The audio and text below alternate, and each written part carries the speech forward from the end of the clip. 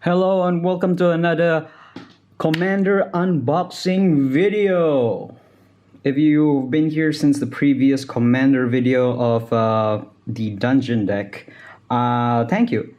Today we'll be opening up another Commander deck from the set Adventures in the Forgotten Realms, a D&D inspired base deck, a set, sorry.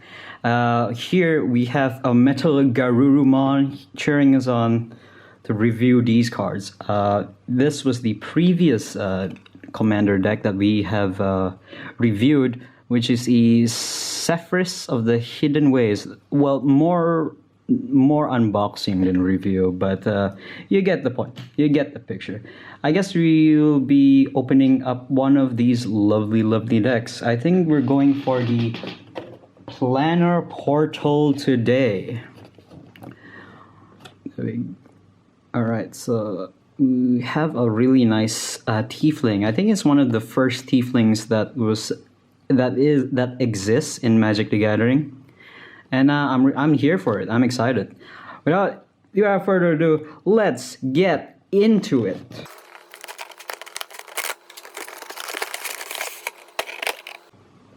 Alright. So right now we have the box, which is a nice and simple little box here. I still really love that they have the strip opening, which is really nice, really nice, very satisfying actually. So we have Planar Portal. It has a nice red mat, very good, very interesting choice of colors. I think the colors that it just matches the Rakdos black and red scales, black scales. Easy peasy. Here like cards in the back that shows like what cards are inside. Prosper Tomebound. A mighty warlock, Prosper wields magical powers that he claims he won in a bet with a powerful supernatural being. His greatest secret inscribed in the Book of Shadows, which he has warded with terrible curses to protect it from prying eyes.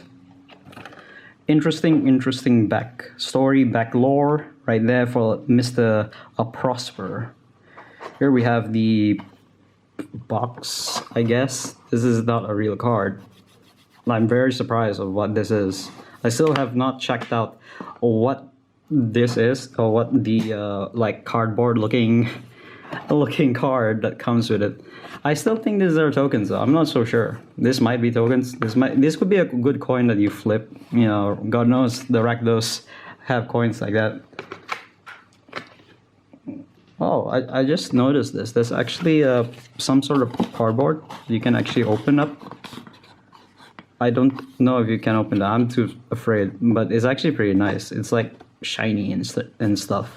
I want to open that for like my card dividers because I don't want to waste like a good piece of cardboard.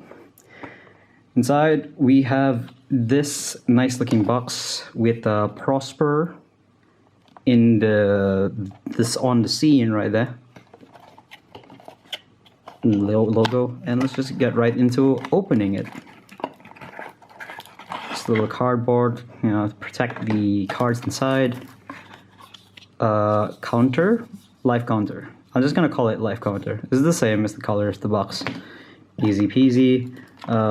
We have the guide on how to play this deck. I'm not gonna go into it. Just show you what it's all about. Planar Portal, Prosper Tomebound. That's a really cool name. This is a really cool card, and that art is amazing.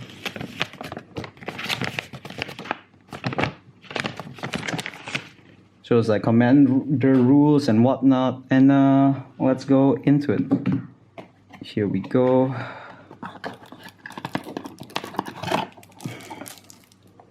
Prosper Tomebound. Very tick deck, tick cards, tick boy.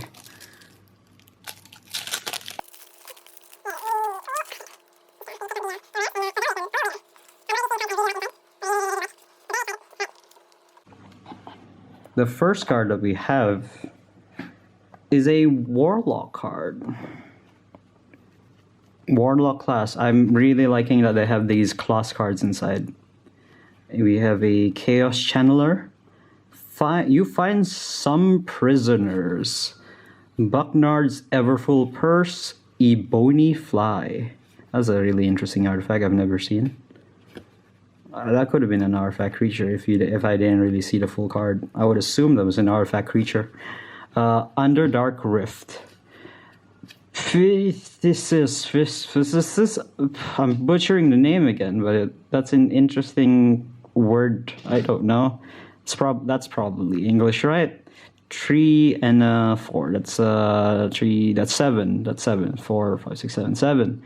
3 mana and 4 blacks. Light up the stage. Any Rakdos deck should have light up the stage. It's a really good staple card for the Rakdos. Loyal Apprentice. I mean, don't take my word for it though. Shiny Apatis. Throes of Chaos. Vandal Blast. Love Vandal Blast.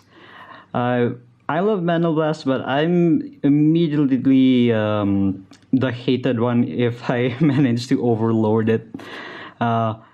Bituminous Blast. It has Cascade, which is a really good plus. It deals 4 damage to a target creature. Rakdos Charm, Terminate, Arcane Signet, Command Sphere, Felwar Storm, Mind Stone, Orazka Relic, Rakdos Signet, Soul Ring. I love them Soul Rings, man. Gonna get that tattooed. Talisman of Indulgence. Gotta indulge in some cards sometimes. Unstable Obelisk, Bujuka Bog, Command Tower, Montuary Mire, Rakdos Carnarium, Tainted Peak, Zalfirin Void, and the rest are just lands. So we have a swamp and the mountain. Your path lies across the spine of the world, where every cave hides some new danger. Danger is my middle name. Sold by a bunch of adventurers in D&D. As you make camp near the ancient ruin, you hear a sound of drums echoing in the halls where no dwarf lived in generations. We have tokens. Another turn card. We have rats. Some servos. Rats, servos, and topters. And behind those rats, servos, and topters, we have treasure. Zombies and more zombies. Now let's get into the pièce de résistance, the cards, the rare ones. Don't worry, I'm gonna sleeve all of these. So right now we have Prosper Tomebound, which is a card. It is not really a card. It is, I don't know what this is.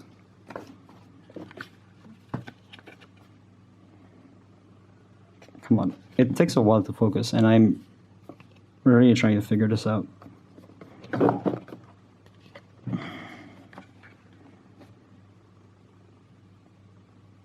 There we go. There we go. Prosper Tomebound. This is not a real card. This is actually some sort of thick cardboard. I'm just gonna put it there. Here we go. Prosper Tomebound. Okay, Mystic Arcanum at the beginning of your end step. Exile the top card of your library until the end of your next turn. You may play that card. Pack Boon. Whenever you play a card from your exile, create a treasure token. Again, thank you for Tabletop District in Bandar Sunway Selangor. They were really helpful with me, very patient, and they were all around nice place to order your Magic the Gathering stuff if you're ever in Malaysia. We have a Tomebound, Prosper Tomebound. So price, like as usual, prices up on the screen. We have Karazikar, the Eye Tyrant. Whenever you attack a player, tap creature that player controls and go add it. Whenever an opponent attacks another one of your opponents, You and the attacking player each draw a card and lose 1 life. That's pretty good. That's pretty good. Some diplomatic stuff going on here. Bag of Devouring. Whenever you sacrifice another non-token artifact or creature, exile it. Sacrifice another artifact or creature, and then you draw a card. If you pay 2 and tap this card, tap 3 and you sacrifice the Bag of Devouring, you roll a d10 and return up to X card from among those exile with Bag of Devouring and return it to the owner's hand, where X is the result. Dance Macabre. Dance Macabre. I think I'm pronouncing it right. Each player sacrifices a non-token creature. Roll a d20 and add the toughness of the creature you sacrifice this way. Return a creature card into the graveyard this way to the battlefield under your control. If you roll about 1 to a 14, and if you roll a 15 above, return up to 2 creatures in your graveyard to the battlefield under your control. Death Tyrant. What Death Tyrant does is it has menace, negative energy cone. When an attacking creature you control or a blocking creature an opponent controls dies, create a 2/2 zombie creature token. You may pay 5 and 1 black to return Death Tyrant from your graveyard to the battlefield tapped. Grim Hireling. It's another tiefling. Whenever one or more creatures you control deal combat damage to a player, create 2 treasure tokens. Sacrifice X treasures and target creature gets XX, where end of the turn, active only as a sorcery. Hellish Rebuke. I think I've seen this one. Until the end of turn, permanents your opponent control gain when the permanent deals damage to a player who casts Hellish Rebuke, sacrifice this permanent and you lose 2 life. This is pretty good to prevent your opponents from attacking you. Lorcan Warlock Collector. Whenever a creature card is put into an opponent's graveyard from anywhere, you may pay life equal to its mana value. If you do, put it into the battlefield under your control. I love this card already. It's a warlock in addition to its other types. If a warlock you control would die, exile it instead. This is really good. I like this a lot. We have Fiend Lash. Equip creature gains 2+0 and has reach. Really digging that whip, so it reaches the top. Very good flavor. Flavor cards are great. Whenever equipped creature is dealt damage, it deals damage equal to its power to the target player or planeswalker. Equip just costs 3. Reckless Endeavor. Roll 2 d20s, it's a sorcery, and choose 1 as a result. Reckless Endeavor deals damage equal to the result to each creature, then create a number of treasure tokens equal to the other result. Share the Spoils. It's an enchantment that costs 2, 1 red though.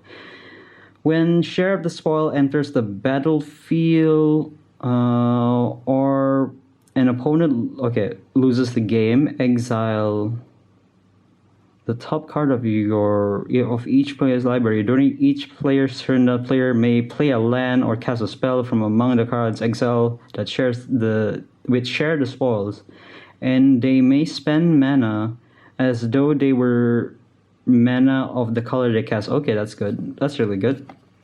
Wild Mage Sorcerer.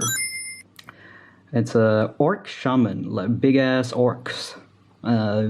Image of orcs. Actually, I have been putting images of Dungeons and Dragons from the monster manual, and just a little taste of what D&D it shows you for these kind of creatures, and like the art differs from where you play the game, but I really like how they have their own portrayal of what the goblins or orcs or even tiefling looks like. Oh, Feverin Suspicion, a sorcery that has a nice little beholder.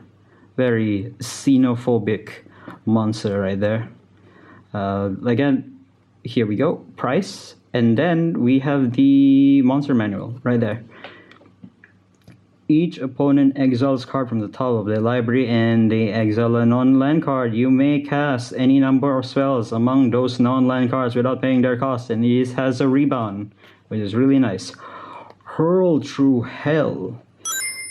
Exile target creature until the end of your next turn. You may cast that card and you may spend mana as... Okay, that's good. That's good. Yeah, it's basically... This deck basically is cheapens like costs.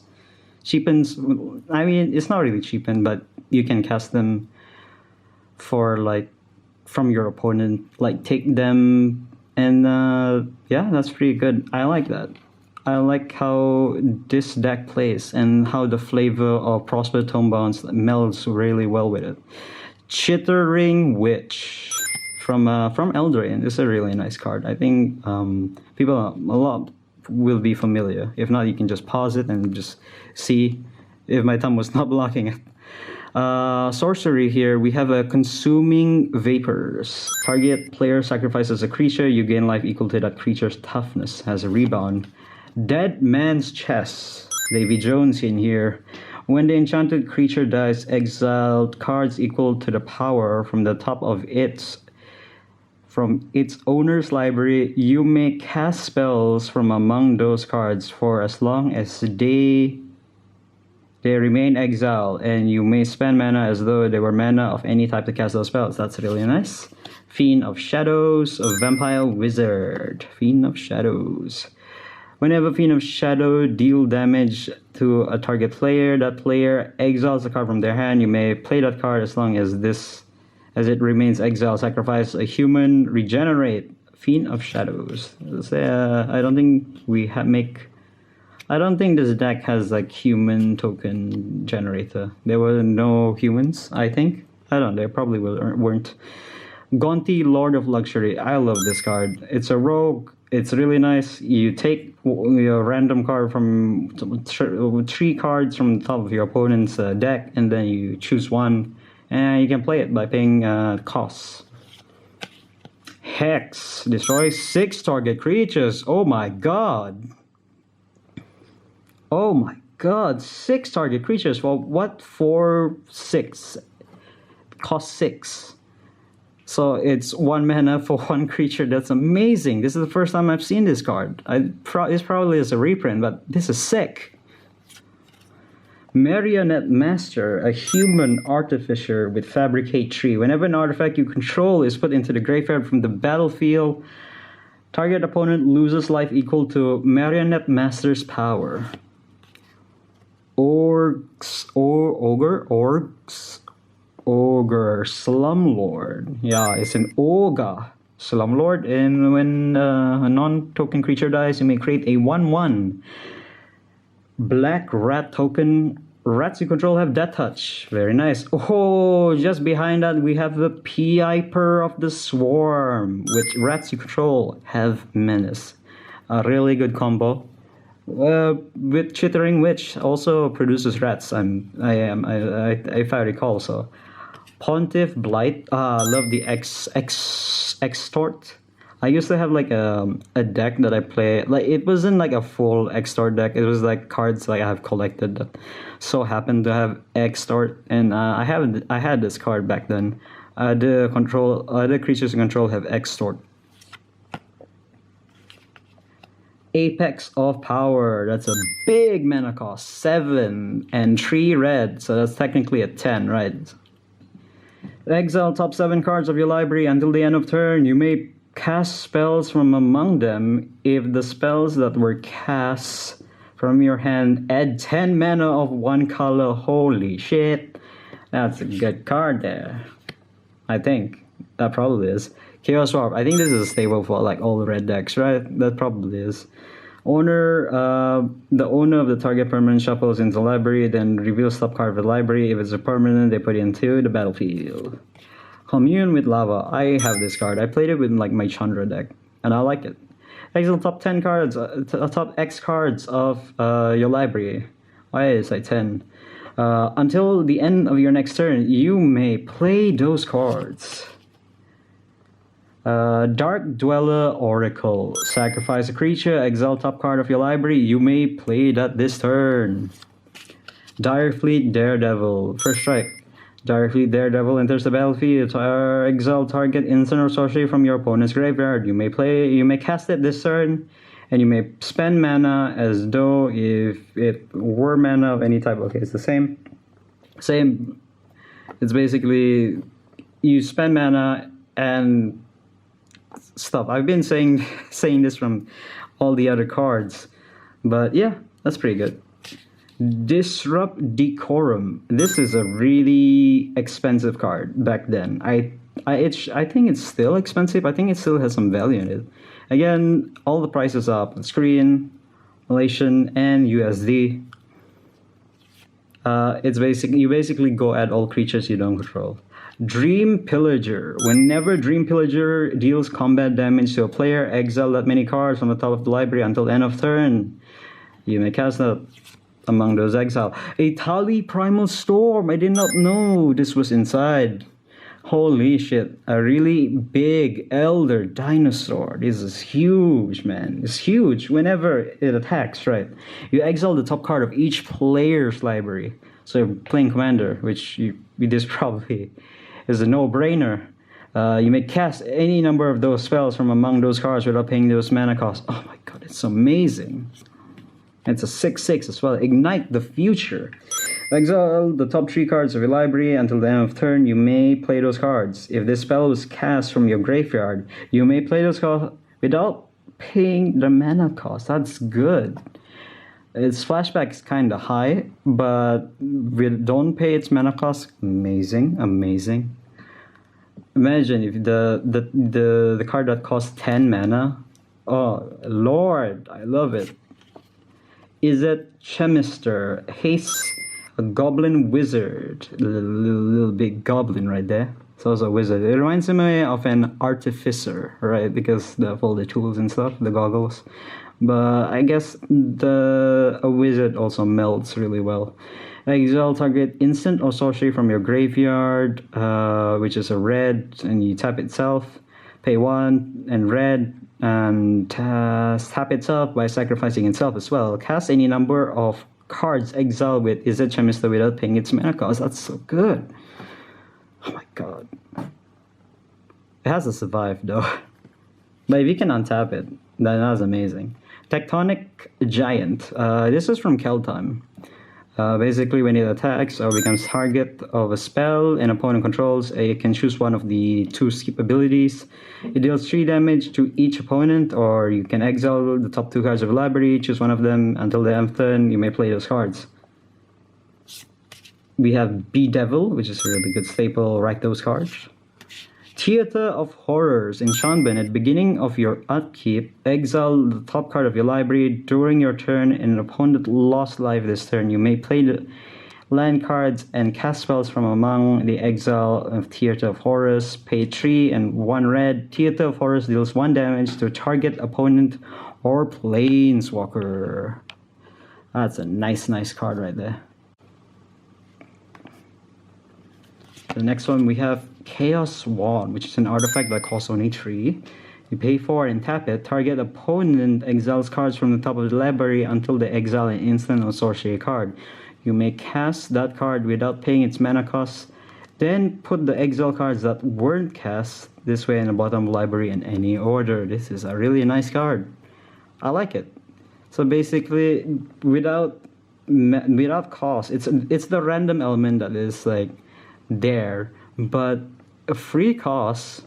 Technically, it's not a free cost since you're basically paying 4 already, but that's really sweet. That's really sweet.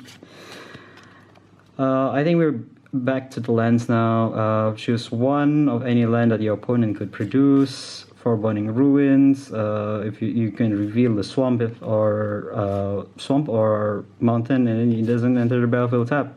I love these type of lands where it doesn't enter the battlefield tap, but you can pay. It's a dual land that it doesn't enter the battlefield tap. I like those. In this battlefield, tap unless you have 2 more basic lands. Spine Rock Null, Hideaway. You may play exile cards without paying its cost if the opponent was... Oh my god, it's so good. And... oh, I assumed there would be more. Well, that's pretty much it. So this is a really good card. I'm very excited to play Prosper Tomebound. And that's pretty much it. You're basically playing cards from the exile, which is a good flavor for you call the like an outer-worldly space, which is the exile zone, and use Prosper to connect the two. That's really good. Well, that's pretty much it for the unboxing of Planar Portal. I hope you guys had a wonderful time watching and seeing how I unbox such products. Anyways, if you like this video, thank you. And please subscribe and tell your friends. I'll see you all in the next video.